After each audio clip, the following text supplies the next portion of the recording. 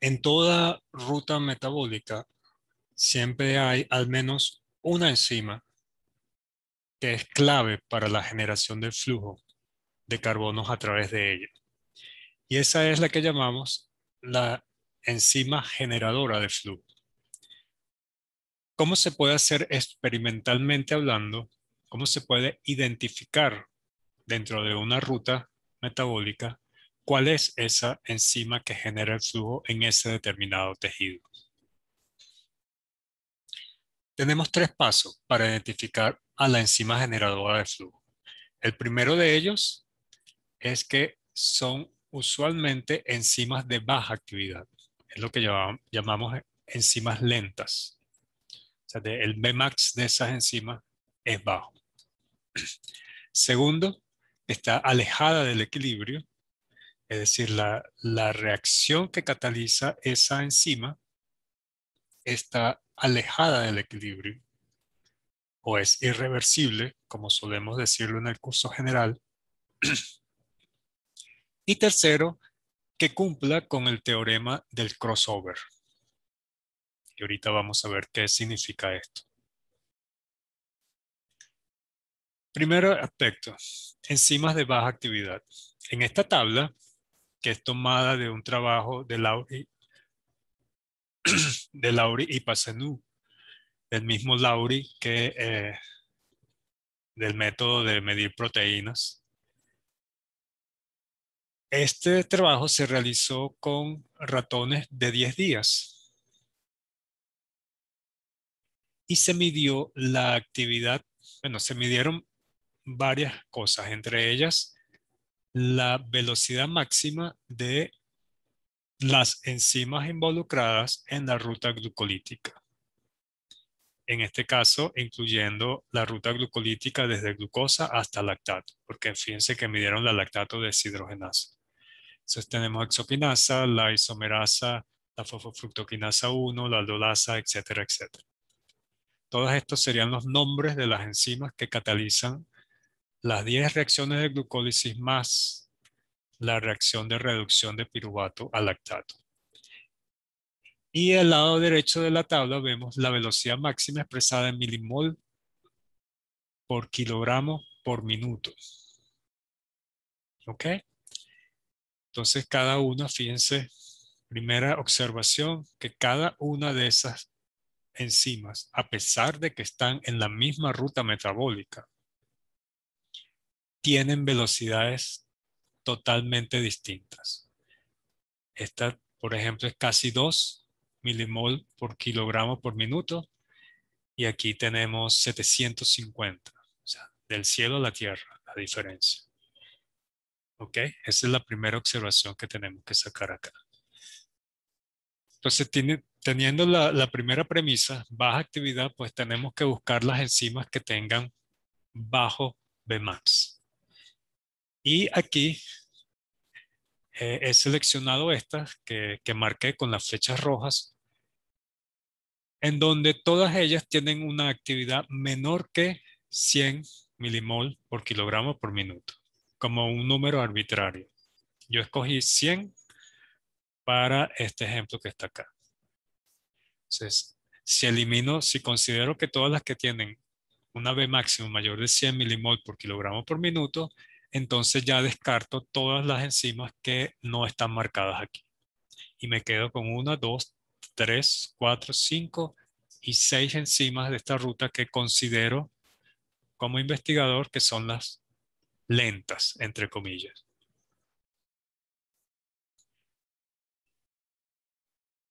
¿Qué es lo que tengo que ver ahora? Que esa enzima catalice una reacción que está alejada del equilibrio. Y recordemos que el equilibrio de una reacción no tiene nada que ver con la enzima. La enzima lo que hace es que ocurra más rápido la reacción.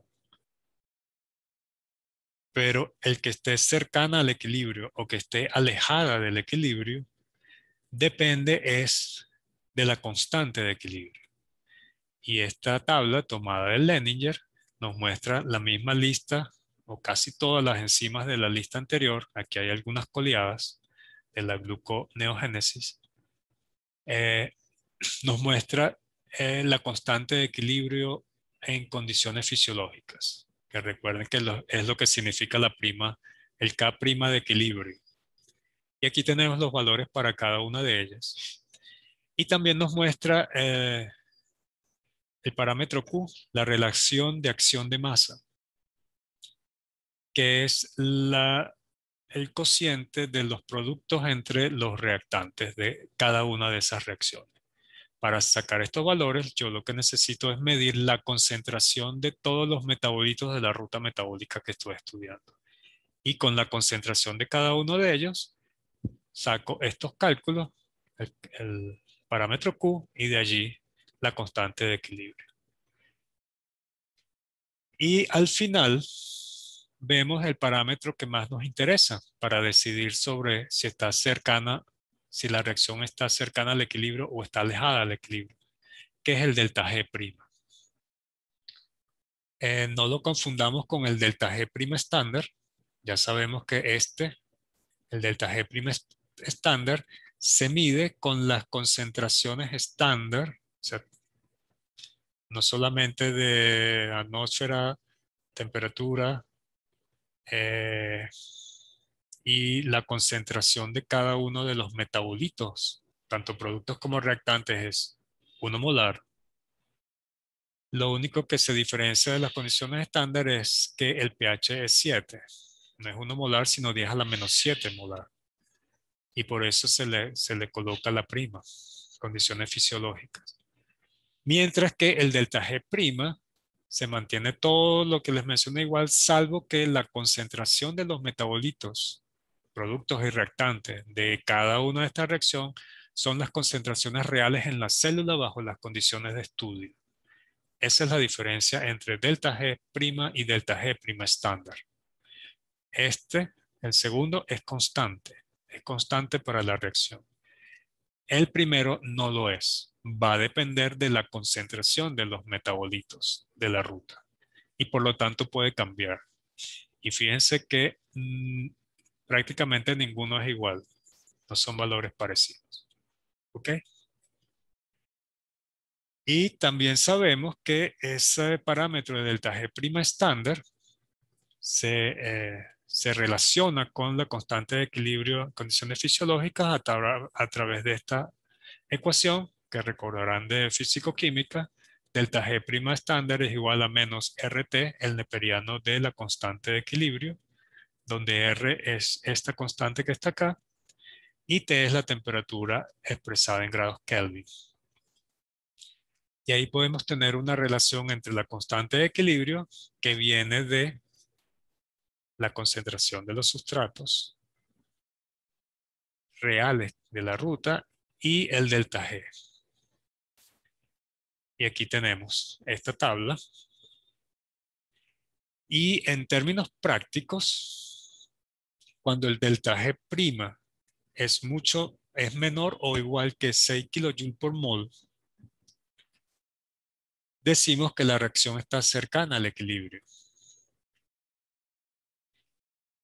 ¿Ok? Ese es en términos prácticos, normalmente cuando el delta G', fíjense que es el delta G' de una reacción que estamos estudiando, es igual o menor a 6 kJ por mol, podemos tener bastante certeza que esa reacción está cercana al equilibrio.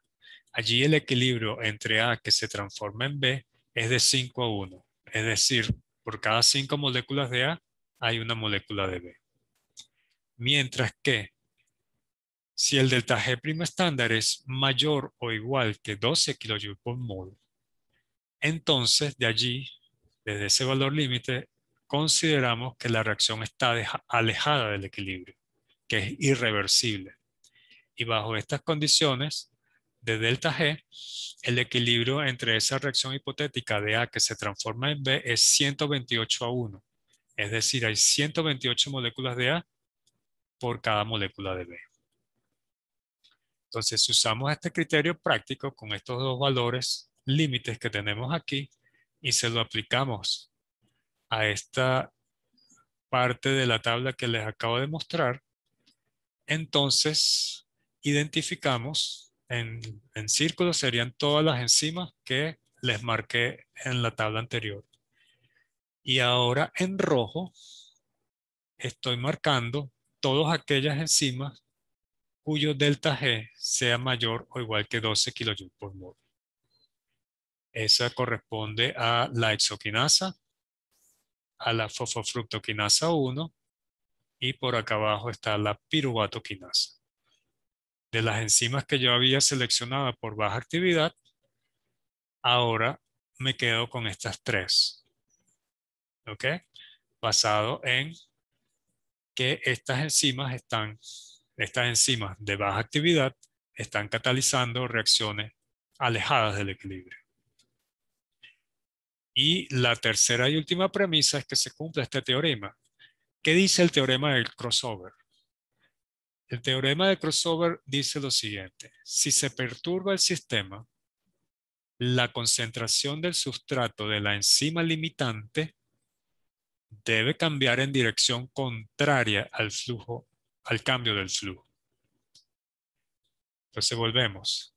Yo perturbo un sistema y lo que voy a buscar, y al perturbar el sistema, el flujo me va a aumentar o me va a disminuir. Entonces, yo lo que voy a buscar es cuando la concentración del sustrato cambie, o de los sustratos, cambie en forma opuesta al cambio que yo hice en el flujo de esa ruta. Si yo perturbo el sistema de manera que el flujo de carbonos aumente, entonces debo buscar los sustratos que disminuyan la concentración. En donde lo consiga, voy a poder identificar la enzima limitante de esa ruta. Y aquí tenemos los dos ejemplos. En la parte de arriba, el esquema que está dibujado, este es un sistema de vasos comunicantes y hay un fluido dentro de ellos de color anaranjado, en donde esquematiza la concentración de distintos sustratos de la glucólisis. Aquí tenemos glucosa, glucosa 6-fosfato, fructosa 6-fosfato y así sucesivamente. Y esto es fermentación etanólica de glucólisis. Glucosa transformándose en etanol. Y aquí tenemos nuestro sistema en estado estacionario funcionando. Cada concentración de cada metabolito es distinta, pero hay un flujo constante de producción de etanol. Si yo perturbo el sistema de manera que ahora disminuyo la producción de etanol, ¿qué debo buscar? Debo buscar los sustratos o los metabolitos que aumenten su concentración, porque yo disminuí el flujo de la ruta. Por lo tanto, identifico aquellos sustratos que aumentaron su concentración con respecto al control. Y aquí tenemos que es glucosa, glucosa 6-fosfato y fructosa 6-fosfato. Entonces, ¿cómo identifico la enzima? Bueno, la concentración del sustrato de la enzima limitante debe cambiar en dirección contraria al cambio del flujo. Entonces, este es el sustrato, la fructosa 6-fosfato, es el sustrato de la fosfofructoquinasa 1 en glucólisis. Por lo tanto, la fosfofructoquinasa 1 es la enzima que está controlando o es el paso limitante en este sistema. En el esquema de abajo es lo mismo, solo que ahora tenemos glucólisis en fermentación láctica. Se está produciendo lactato, están los mismos metabolitos a distintas concentraciones y ahora pasé el sistema a anaerobiosis, por ejemplo, y aumenté la producción de lactato. Hay un aumento de flujo de carbonos. Entonces, como aumenté el flujo de carbonos en la ruta, debo buscar los metabolitos que disminuyeron de concentración. Y aquí los tengo. Fíjense con respecto al control. Quiere decir que la enzima que cataliza el paso de fructosa 6-fosfato a fructosa 1,6-bisfosfato es la enzima que está ejerciendo control en esta otra ruta. Y esta es también la fosfofructoquinasa 1. En este ejemplo del mismo grupo de Lowry, siguiendo con la glucólisis en cerebro de ratón de 10 días de nacido, se está midiendo, ellos midieron la concentración de todos estos sustratos de glucólisis hasta lactato en dos condiciones, en la condición control y en la condición de anoxia. Es decir, mantuvieron a los ratoncitos, al cerebro de ratón, en anoxia por 25 segundos antes de medir estos metabolitos. Ustedes se preguntarán cómo se puede hacer para medir metabolitos como estos en esta época. Yo les dije en alguna clase anterior que hoy en día se puede usar resonancia magnética nuclear y se puede estudiar todos estos compuestos, tanto la presencia o ausencia de ellos como la concentración de ellos. Pero en el siglo pasado se medían normalmente colorimétricamente cada uno de estos eh, compuestos y a través de reacciones acopladas, reacciones enzimático-colorimétricas acopladas. Y eso se lograba mediante el uso de unas pinzas con eh, unas pinzas planas que se mantenían en nitrógeno líquido, sumergidas en nitrógeno líquido. De tal manera que cuando se disecta, tenemos el ratón en la condición control, o sea, presencia de oxígeno, en el momento de tomar la muestra, que sería el cerebro o una parte del cerebro, en este caso se utiliza el cerebro completo, el cerebro es colocado en esas pinzas planas que vienen del nitrógeno líquido, se aplasta, se queda una fina capa y eso se congela de inmediato y queda como un polvo. Ese polvo es lo que se utiliza como punto de partida para medir todos estos metabolitos. ¿Y por qué usar nitrógeno líquido? Porque hay que detener instantáneamente la ruta metabólica. Cualquier tiempo que ustedes pasen desde la condición X que están estudiando hasta lograr tener el tejido ya listo para hacer el análisis, es un tiempo en donde la ruta está funcionando y no está funcionando en las mismas condiciones del experimento. Entonces, en este caso se hicieron con ratones normales que son control y con ratoncitos mantenidos por 20 segundos en anoxia.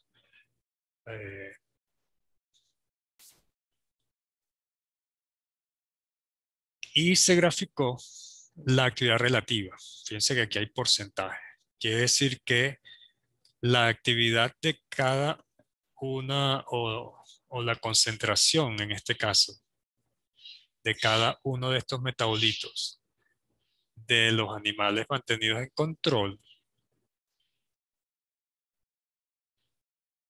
se adjudicó a 100%. Se le dio arbitrariamente el valor del 100%. Y del sistema mantenido en anoxia, se calculó el porcentaje correspondiente. Por eso es que la concentración de todos los metabolitos para el sistema en control es la misma. Mientras que cuando el cerebro está en anoxia, vemos que hay unos metabolitos que están en menor concentración que el control y otros metabolitos que están en mayor concentración que el control. Entonces, fíjense cómo se perturbó el sistema por anoxia. Esa es la perturbación. El producto final de este sistema es la producción de lactato. Entonces, la perturbación hizo que aumentara como 2,5 veces la producción de lactato. Entonces, yo debo buscar los metabolitos en donde su concentración disminuye por efecto de la perturbación. Y esos son los 3 primeros metabolitos de la glucólisis. Y cuando ustedes tienen este gráfico aquí, se dan cuenta que es donde se cruzan los gráficos, es el crossover. Eso es lo que buscamos. Por eso esto se llama el teorema del crossover. En un gráfico como este, donde se cruzan las líneas, los dos gráficos, allí está la enzima que limita el control metabólico de este sistema.